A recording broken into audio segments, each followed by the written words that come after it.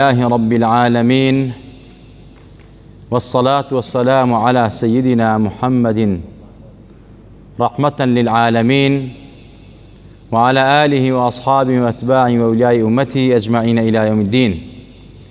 اللهم صل وسلم وزد وبارك على سيدنا محمد وعلى آله وصحبه وسلم تسليما، صلاة تفتح لنا أبواب الرضا والتيسير وتغلق بها أبواب الشر والتعسير. أنت مولانا فنعم المولى ونعم النصير. عزيزان وخوشويستان، لشوي تري جمعة مباركة لخدمة سيرة باقي بيغمبري خوا صلى الله عليه وسلم، دمان بصلاوات بيو گوێمان لياد و ژیان و سیرەی پاکی پێغەمبەر بێ صلى الله عليه وسلم. ئەو کتێبە جوانەی کە مامۆستا عەبدولکەریم دایناوە بە شیعرەوە، الوردة العنبرية في سيرة حضرة خير البرية. گەشتینە ئەوەی کەوا پێغەمبەری خوا صلى الله عليه وسلم ماڵ و مناڵ و خێزانی پێکەوەنا بە عیزەت و بە کەرامەت و بە شێوەیەکی شەرعی دروستی لەسەر دینی حەزرەتی ئیبراهیم کە بەختەوەری دووەمی پێغەمبەری خوا بوو، بەختەوەری سێمی پێغەمبەری خوا صلی الله عليه وسلم لە پێش پێغەمبەرایەتیە، وەک ماوەسا فەرمێ: وسعدك الثالث التفكير في خالق لذلك العالم الآتي من العدم، وعندما اقتربت أيام موهوبة قد زادك الله نور العلم والحكم، حتى تأملت في الدنيا بكمالها في البر والبحر والأنوار والظلم، في خلق الأفلاك في علو بلا عمد، في الشمس وفي القمر العالي وفي النجم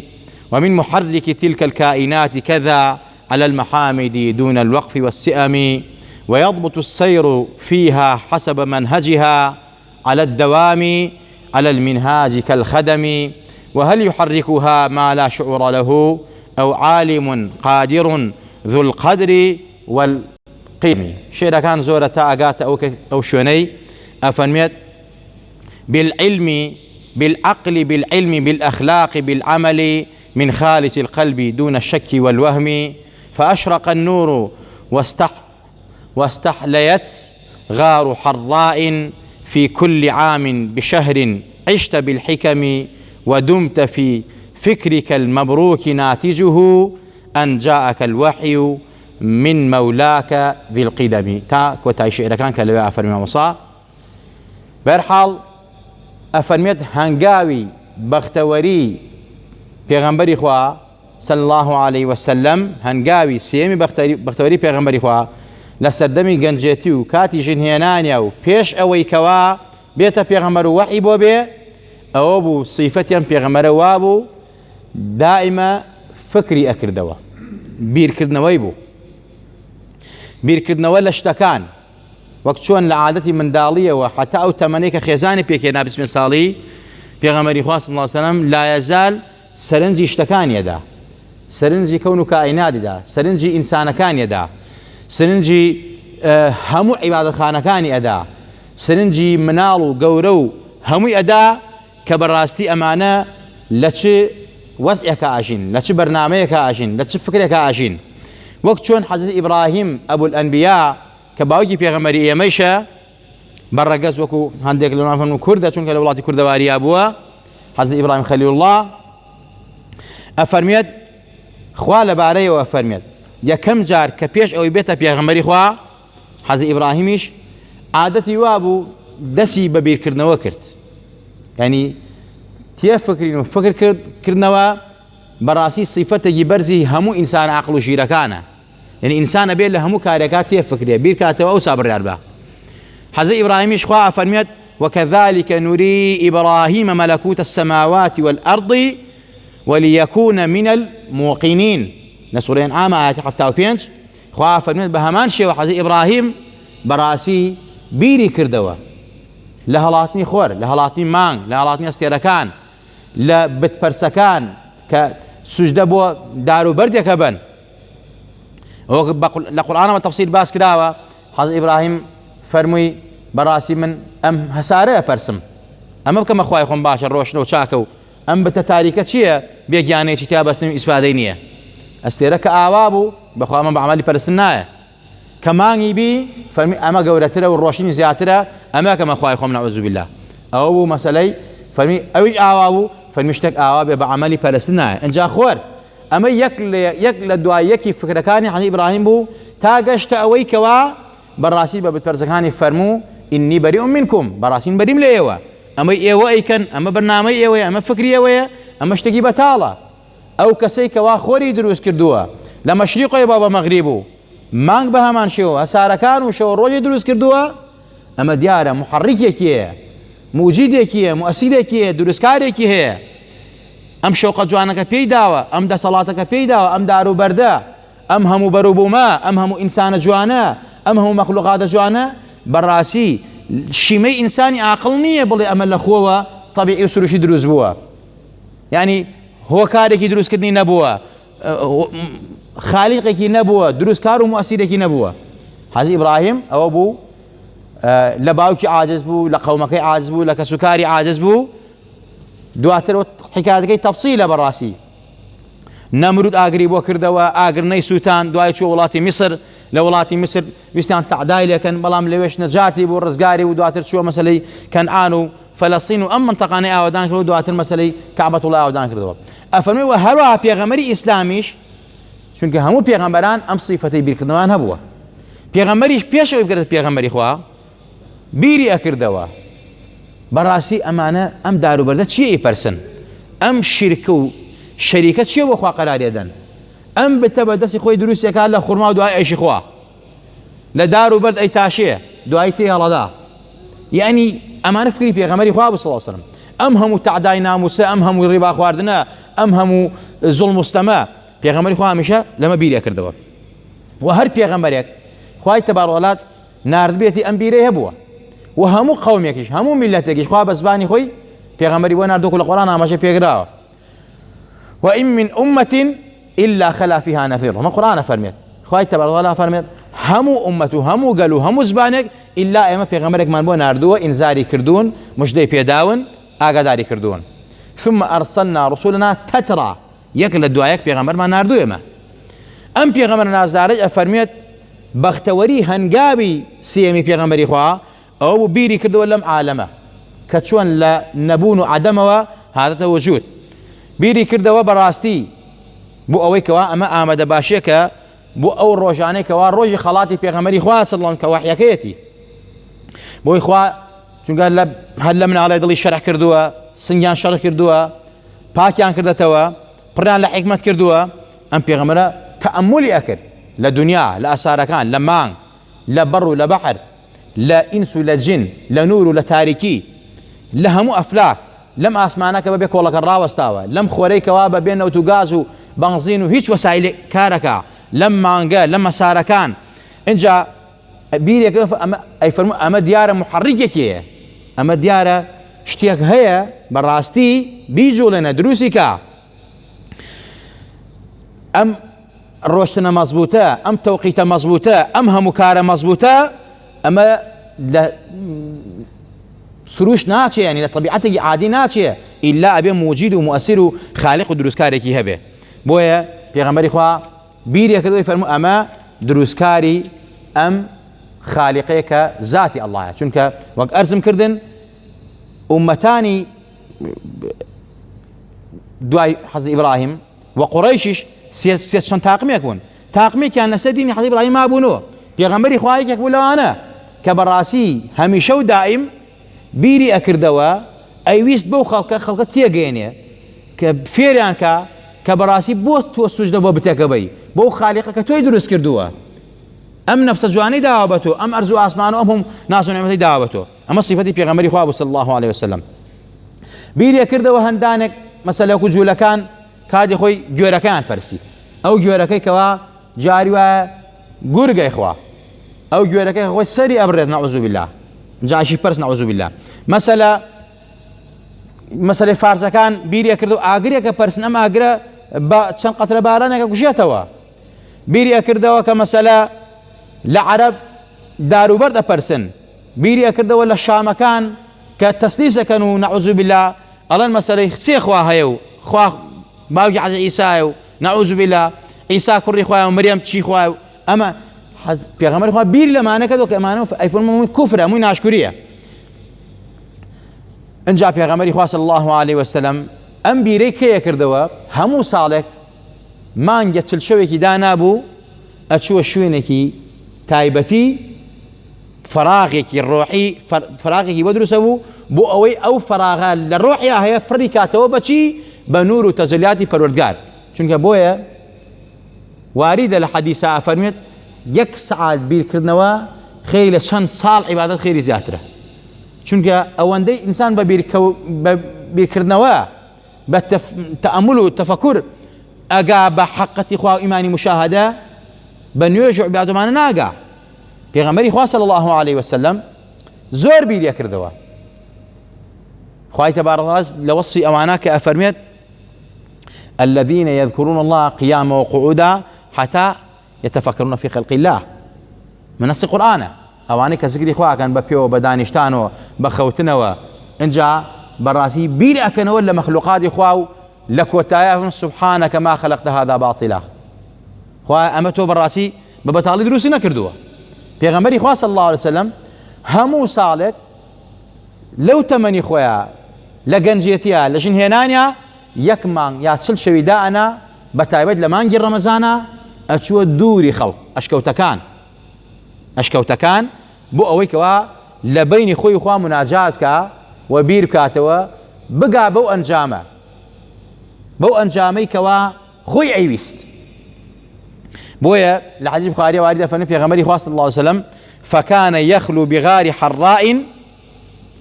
همو سالك پیغمبر خدا اچو اشكوتي حراء كلنزيه مكابو ومكيلي وديار بو خريجي پرشو عبادت ابو بير كردنو ابو ام خلوي پیغمبر خدا صلی الله عليه وسلم اوا لا شو الله يا خوي بيني خوي خدا داني شو معنا اما سنتي پیغمبر خدا پیغمبر كردوتي لا بيع ويك بيت بيغمر بوي اسال لاي اهل عرفان وتصوف خلوه دان راو مثلا كابرا اروح تشلاك يا شيخ ام تشلا لما بيغمر هو اجراو كم مديك اروات ناو مساله جوريا كوا شوينك داني شيت بو اوي كوا تفكري عبادتك وبير لصلاه خواب كاتوا مراقبه حالتي مناجات بيت تا قات اوي كوا براسي الروح ونفسي باك بيتوا او نفسي كوا امري بيك بسوء وبخرافه أبت النفس اللوامة محاسبة دعاء أبت النفس مطمئنة أو نفسي كي ترخوا عفنميت براسي أم نفس باكة عبدي منا رازيم لي وإخم باشتوى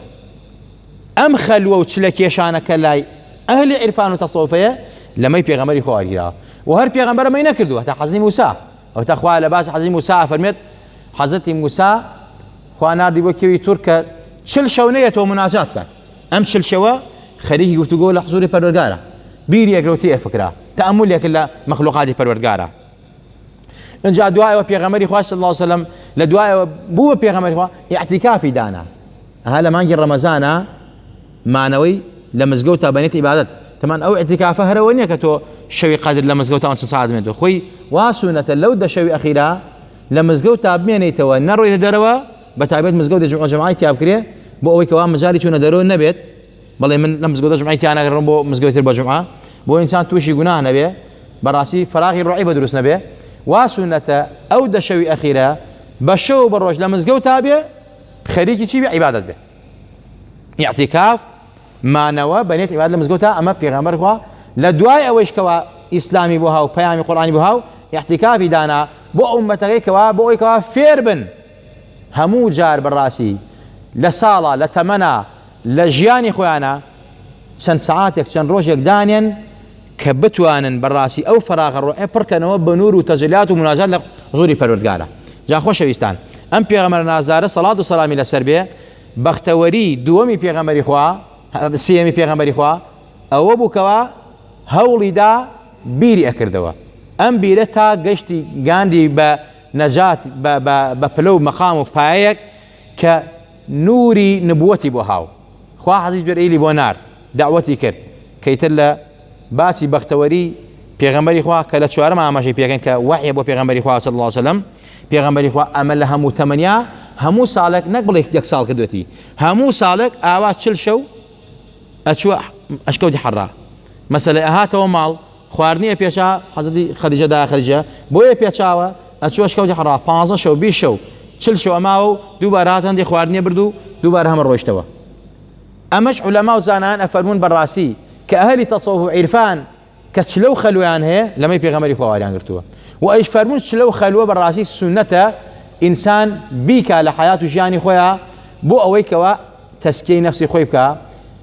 ئەو تەسکیە نەفسە بۆ هەمومان پێویستە. ئەمڕۆ بۆیە پیاوێکی ئیمامی مالیک ڕەزا و ڕەحمەتی خوای لەسەر بێ ئەفەرمێت من تصوف ولم يتفقه فقد تزندق ومن تفقه ولم يتصوف فقد تفسق ومن جمع بينهما فقد تحقق. ئەفەرمی ئەوەی کە خەریکی سۆفیەتی و تەسکیە و تەسویە بێ بەڵام شەرع نەزانێ خوێندەواری نەبێ یا مەسەلەی لەسەر ئەساسی عیلم نەبێت سەری لە بێدینیەوە دەرەچێت. وەک ئەمڕۆ مەسەلەی کەسانێک بەناو تەسەوفەوە سەیرەکەی خەریکی جادو و سحر و کۆمەڵە شتی بەتاڵە خۆشیان ناوناوە ئەهلی عیرفان، بەڵام ئەهلی عیرفان بەریلیان. و ئەفەرمی هەر عالمێک هەر زانایەک ئەگەر تەسکیە و تەسفیە نەبێت ئەو عالمە بەڕاستی ئەبێ بەچی؟ ئەبێ بە فاسق وەکو عالمەکانی ئەمڕۆ هەمووی ئەمامە و جووە و مێزەرە و عەبا، بەڵام حبی دنیا، حبی ظهور، حبی شەهوەت، حبی کورسی، حبی دەسەڵات. بەڵام تۆ سەیرەکەی عولەمای قەدیم چونکە هەمیان سۆفی بوون، هەمیان ئەهلی تەسەوف بوون، پیاوێک و مەسەلەی مەولانا خالید حەزەی کاک ئەحمەد سلێمانی یا پێشووتر مەسەلەی حەزەی ئیمام ئەبوو حەنیفە، جونەیدی بەغدادی، ئەبوو بەکری شیبلی، مەسەلە سەری سەقەتی، مەسەلە ئەم هەموو زانە عارف و خواناسە، ئیمامی نەوەوی، ئیبن حەجەر، ئیمامی زەهەبی، ئەمانە هەموویان سۆفی بوون بەڕاستی. بۆ ئەوەی کەوا ئەو تەسکیە نەفسیە بکەن لە دەسەڵات ڕایان کردووە، حەزیان لە دنیا نەکردووە، خۆیان بۆ قیامەت ئامادە کردووە، خزمەتی خەڵکیشیان کردووە.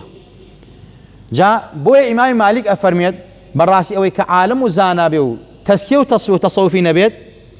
بەڕاستی سەری لە فیسق و فجورە دەرەچێت، کەواتە هەموو یەکێ لە ئێمە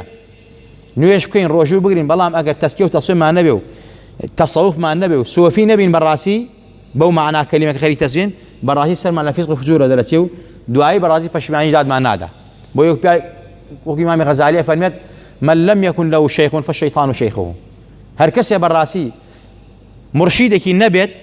بەڕاستی شەیطان ئەبێتە مرشیدی، یا تەسکیە و تەسفیە نەبێ شەیطان ئەبێتە مرشیدی. ئەمە زۆر خەتەرە، بۆیە زۆر ئەساسە ئیسلام ڕۆحیەتێکی ئەو ڕۆحیەتە ناو خەڵکان نەماوە، بۆیە سەرەکی خەڵک ئیمتیحانەکە، خەڵک خۆی کوژێ، خەڵک بێتاقەتە، خەڵک نیگەرانە، فەراغێکی ڕۆحی وە دروست بووە. ئەو فەراغە ڕۆحیە ئەبێ بەچی پڕیکەیتەوە؟ ئەو دڵەوە بەچی پڕکەیتەوە؟ بەو تەسکیە و تەسفیە و تەسەوف و عیرفانە بە موساحەبەی پیاوچاک و مرشید کە دەرمانی دڵە خۆشەویستان.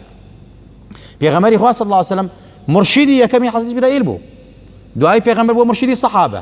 دوای مەسەلە سەحابە یەک بە یەک بوون بە مرشیدی یەکتری خۆشەویستان. جا لێرام ئیمامی مالیک وا فەرمێ، ئیمامی شافعی بە هەمان شێوە فەرمێت فەقیها وصوفیا فقل ليس واحدا. فەقیه بە و سۆفی بە وەکیان مەبە، چونکە غەیرێکیان بیسترە لە بێدینی و فیسق و فجورە دەرەچێت.